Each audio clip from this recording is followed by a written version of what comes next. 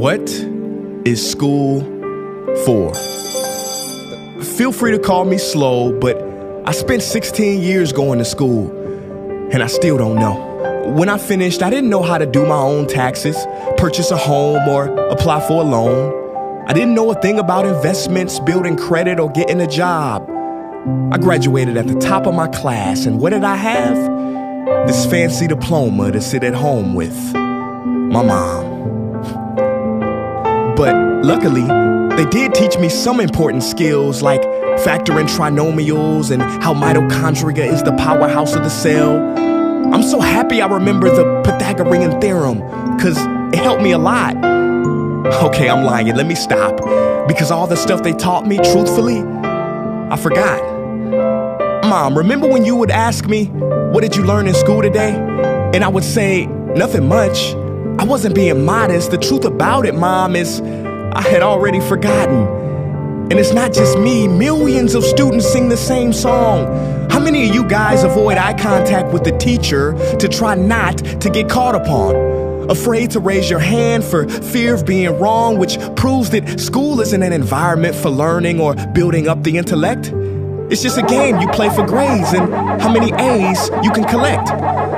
But I guess what do you expect when the most commonly asked question in class is this gonna be on the test? Is this gonna be on the test? See, if school put learning instead of testing and memorizing as the top standard, then the letter F would not stand for failure. It would stand for find another answer. And if school was really interested in our personal and academic success, students would wake up later, have more freedom, and homework a lot less.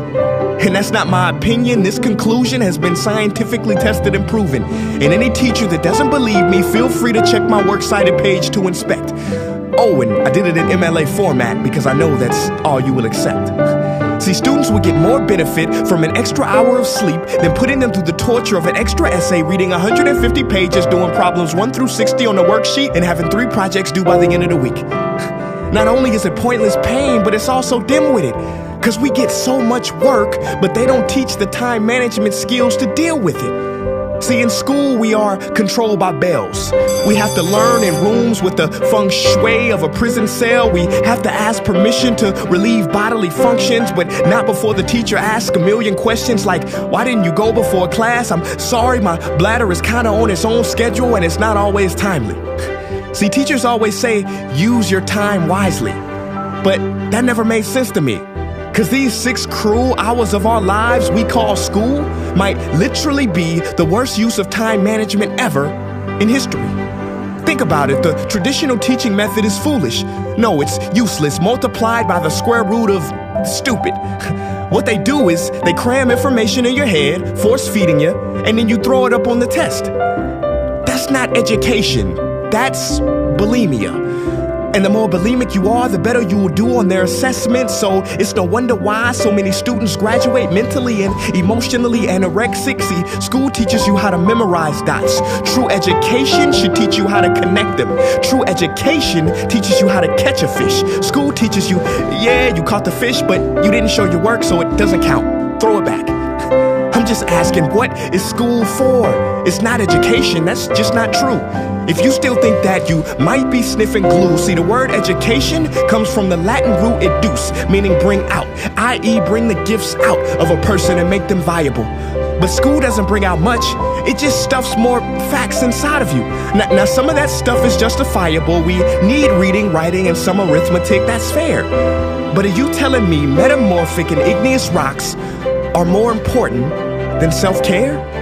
If suicide is the 3rd leading cause of death of ages 10 to 24, and Harvard studies suggest the biggest predictor for success is self-control and emotional health, then why the heck aren't we taught how to handle stress, bullies, or rejection? How about anxiety or depression? You know, skills we need for our entire lives. Bro, I don't even know how to cook. I'm honestly surprised I'm still alive. But hey, at least I can name all the battles that happened in the Civil War. Seriously, what is school for? Some say you need it to be successful, and that's something we do not doubt. But do you own a MacBook or iPhone? Did you know they both were created by a dropout? Are you watching this video on Facebook or YouTube? Doesn't matter which you choose. They both were created by dropouts. Ever use Snapchat, WhatsApp, shopped at Whole Foods? Well, thank a dropout. Does your home furniture come from IKEA? Okay, don't get the wrong idea. He was not a dropout. Don't be a fool. I mean, how could he drop out? Ingvar Kamprad, founder of IKEA, never even went to school. I know what you're thinking. He's just picking and choosing. There's millions who didn't go to school that aren't successful. Who is he fooling? And you're right. But open your history books and start perusing. You'll find the very people we idolize in school never really had formal and/or secondary schooling. I'm talking George Washington, Abe Lincoln. America's best presidents had zero school between them. Ben Franklin, Thomas Edison, shall I proceed? Ernest Hemingway, Mark Twain, Teddy Roosevelt, Margaret Mead. Now please, I'm not saying drop out, because some schools are great and many teachers are rare treasures. I'm saying that there's a difference between people who are smart and people who score better.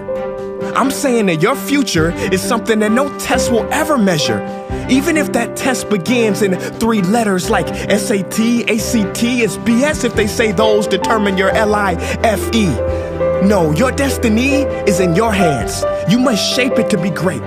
So don't expect school to open doors, because it's more likely to slam them in your face. Sometimes I wonder about all the dreams lost in school and how much potential goes to waste. If it wasn't for music and YouTube, then I would have been just another lost case.